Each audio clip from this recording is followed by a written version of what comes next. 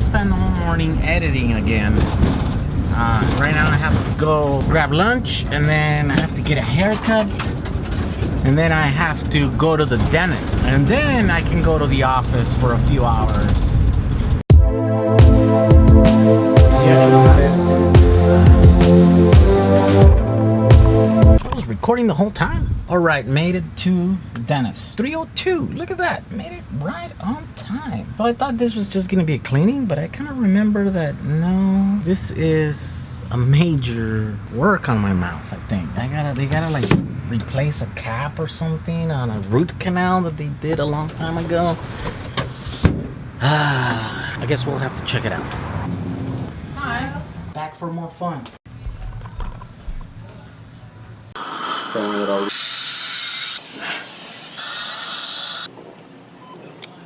Get to that. Evaded that one. Every day for that. Good, huh?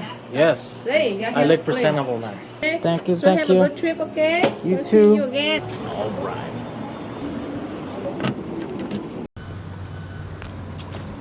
Because then there's a big show happening in Vegas. It's the National Broadcasters.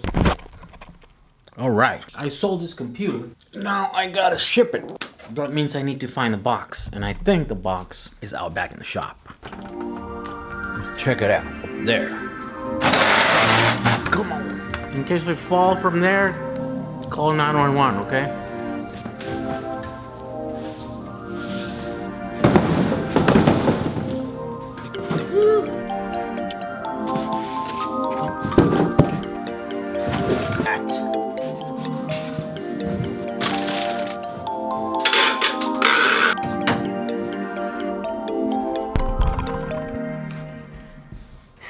Alright guys, once again we are at the end of the day. I've actually shot some stuff today, but I don't know how that's gonna turn because I kind of do owe you guys the second part of the story of Jack 35 and what happened to. Okay, first things first, I didn't fire anyone. Okay, maybe I did fire a few people, but I didn't fire everyone. That was just to get you to click in here because you are interested in this story. So the truth is I had one of my employees fire everyone. No, that's not true. And then I just fired that one employee. No.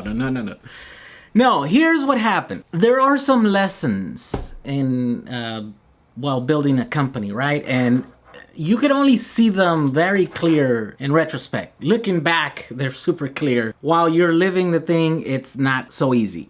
What happened? 2012 was probably our best year. We were averaging about $200,000 in sales every month, constant. There were several major mistakes that I made while running the business. One of them was to think that this was gonna go on forever. So for example, we could make our product fast enough. We had more sales than we can handle the whole time for 3 years. We just couldn't grow fast enough to take care of those orders. And so that's why I hired so many people. And so during that time, everyone was interested.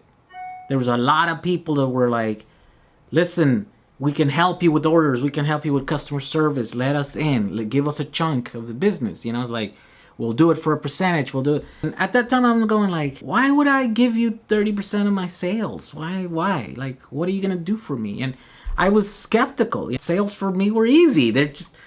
I just wait here, cross my arms, and boom, you know, like open my email, there's like another 30 orders that just came in. I found it very hard to justify signing contracts with all these little retailers. So people that would help me sell this product. And I had the luxury of doing that. And so I turned everyone away for 2 years. Everyone. I mean, B&H, Amazon, all the major retailers. That was mistake number one. And so that was a mistake because I couldn't foresee in the future a time that I was going to need their service. That I was going to need someone that knew how to generate sales, knew how to chase sales. I knew nothing. Up to this point, I didn't have to do anything to generate sales. I just opened doors, you know, put up a website, and people are just flooding in, ordering this stuff. So that was one mistake. Here's mistake number two. I did not surround myself with people that knew more about business than me. Essentially, I was the leader of, I don't know, 25 people that were under me and were making a living doing this for a few years. And I was the guy that knew the most. I was the guy that would take the lead, and I would take the final decisions on a lot of things, right? Except that I was ill-equipped. I don't know anything about business. Everything that I did was backwards. I didn't follow the rules of business, and that was beneficial in a lot of areas, don't get me wrong, but in some areas they were not. And one of these was my mistake, not finding someone that knew markets and knew the trends that they would follow, and they knew that this was gonna go. There were people that told me, make the best out of this time that you have right now because this is gonna end. And I used to think like, don't have any self-confidence in your ability? Like, the reason why the swords are coming is because we're good at what we're doing. We're making a good product and we are good at marketing it. I was naive. I thought that a big portion of the success that we were having was due to our abilities, my abilities to market this thing. I was wrong. That's number 2. So every time, if you are in some kind of business, surround yourself with people that know more than you. People that are better than you at the things that you're not so good at, right? So if you're not good at accounting, don't do the accounting for the company. Get an accountant. If you're not very good at marketing, hire a marketing guy. Those guys live, breathe this, their craft, and they're gonna do. So that's where I failed. I didn't surround myself with people. And to everybody's credit, my friends and family, they did their best. They were like little ants, and they were doing their part. They were doing what they were told, and so none of the fault really goes to them. It all kind of falls on me for not leading, for not directing the whole enterprise in the right direction. So what happened? That brings me to lesson number 3. Beware of people. When you have something of value, there will be people that are going to come and they're going to wine you and dine you, and they're going to tell you that they're gonna do things for you, and that they're gonna sign deals with you, and you guys are gonna do things together. Be careful. It's really hard to see who is genuine and who is a swindler, who is someone that is just looking for an opportunity. I learned this lesson looking back. That was one of the reasons why kind of our sales started declining. It's because I signed a deal to raise my prices. Our partner didn't do their part and introduced our brand to a big retailer resale network that they had. And so, our sales dropped, of course, because I raised my prices. And then later he just said, well, your brand is not selling as good as we thought, so we're just going to drop the whole deal. And so now looking back, you're going like, well, yeah, that was kind of planned. That was like kind of sabotage. And so anyways, lesson learned, okay? Be careful with people that come and present themselves. They want to do something for you and they want deals, So you just have to be cautious. Here's what happened. Our sales went from 200,000 to like 50,000 in the span of 4 months. And one of the reasons was because I raised my prices. Another reason was that China kind of woke up to the fact that there was money to be made in this market, and so they started manufacturing and flooding the market with a bunch of like American stolen designs, and they were manufacturing over there for a fraction of what us American companies could do here. And that happened to everyone. All my competitors, Sakudo, Red Rock, all of them, they all suffer the same fate. They got their designs stolen, and then the market was flooded with knockoff product. And so that was the reason why our sales ended. And so what I had to eventually do was just lay off my staff. I was overstaffed. And here's another big lesson and a big problem in business. It feels really good to hire and help out your family and friends when things are good, right? And so that's your first instinct. You want to hey, you want a job? I have tons of work here, do this thing. It doesn't feel very good when you have to lay them off. When it's your sister, when it's your brother, when it's your, nephew, when it's your best friend, when it's, it's so what you tend to do is you tend to hang on to them. And that's exactly what happened. I hang on to 20 people when there was not a lot of stuff to do. And so all the cushion and all the assets that we had accumulated as a company to be able to function and stuff, were drained by having too much people too long, for a longer period than I needed them. And so that is the reason why they say don't hire, those people close to you, because when it comes time to having to make a hard choice to let them go, then you're able to do it without hurting, and without being hurting, your friends and family, and hurting yourself, because it doesn't feel good to, have to tell someone sorry, but you have to go. That's lesson number 4.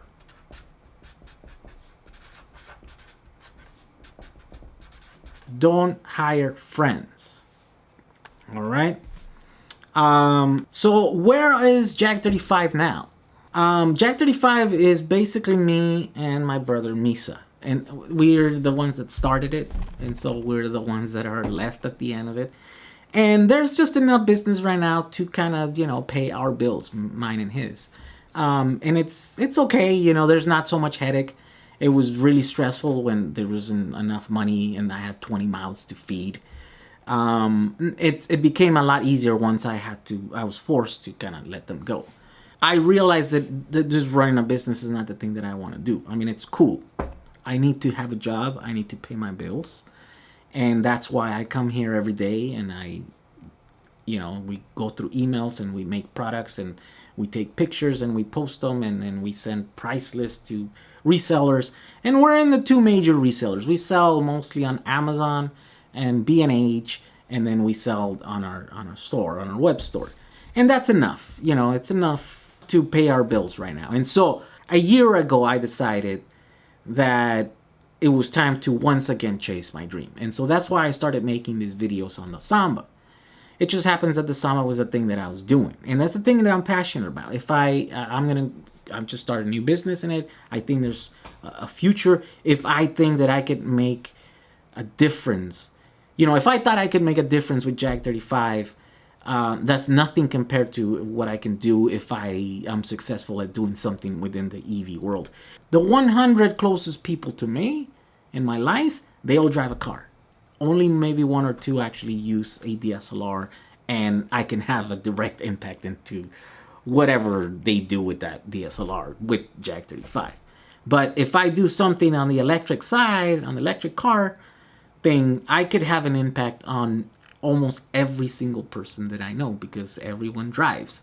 And so if I can make a product, or I'm involved in, even for the tiniest part, in a better way of transporting themselves, either by doing it cheaply, by doing it cleaner, by doing it better, overall better, then that's the thing. And so that's where I'm headed to. I'm gonna be involved somehow with electric cars in the future.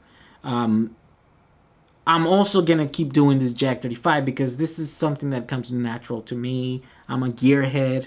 I design gear in my head all the time. I'm like, oh, I knew I can do that better.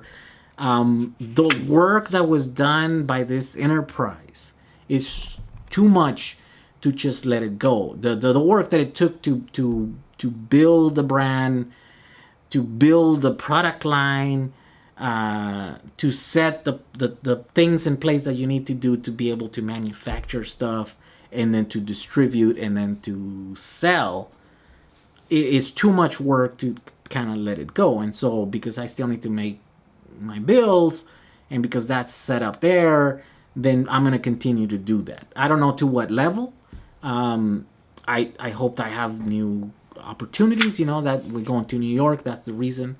Meeting with Casey is another reason. There could be opportunities there that that I can help make a product for him, and that he can endorse it, and then he can sell it. It's like there's gonna be a lot of people that are gonna want to do the thing that he's doing, because he's pretty much changing what it is to vlog on YouTube. He's setting a standard that a lot of people are gonna try and copy, and so if he makes a product that helps him every day do this thing, there's going to be a lot of people that line up to be able to get their hands on that so they can also do the thing that they want to do. So that's where we stand right now. Jag 35 is once again a small company, just like it started. We are in all the major retailers, but as of 37 days ago, I have made a decision that I'm gonna start shooting movies, even if they're little ones, and even if they're under the name vlogs on YouTube, and they're about electric cars every month or so, whatever. That's what I'm gonna do, but I'm gonna give it all my best. I mean, I'm gonna push as hard as I remember pushing Jag 35. So this is a story of Jag 35. Thank you for watching. Thank you for sharing and commenting down below. It really means a lot to me. This is the beginning of a journey. This is by no means a bad place in life. This is where I get to learn all my mistakes, my past mistakes, and I get to fix them, and I get to try new things and apply everything that I've learned from here forward. This is the beginning of something big. Like, I have made a decision that I'm no longer gonna stand still, and I'm gonna run forward. And that's why I started doing this. And if you're watching this, you're a part of it. So thank you for that. See you guys tomorrow. Tomorrow, I have a nice little surprise for you guys. We're gonna visit someone tomorrow, and it's gonna be fun. So stay tuned.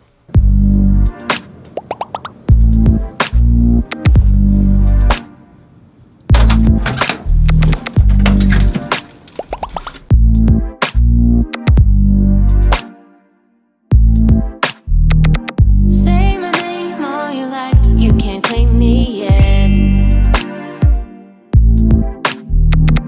Could be wrong. We'll be back next week at this same time.